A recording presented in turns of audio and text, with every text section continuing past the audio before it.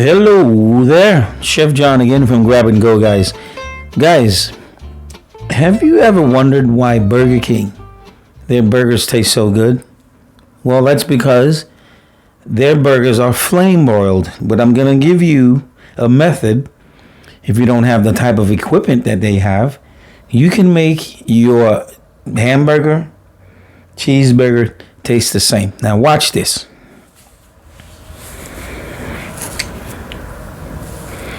You see that right there? Well, that's, what is that, jerky? That's liquid smoke. Actually, I don't put it on the burger.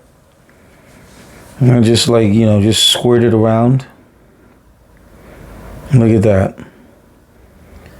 You see the steam? It's going to start steaming. And then I'll use my cover up there a little. I'm going to cover it up. There it is. And then just let it do its thing. What's going to happen is that smoke, the taste of that liquid smoke is going to fuse into the burger. And I guarantee you, if you try this method, it will taste just like Burger King. Go ahead and try it. Chef John, Grab-N-Go, and Grab-N-Go Concessions. Go ahead and continue watching the rest of the video. Leave a comment. And then subscribe, of course. Encourage us. And then go from there.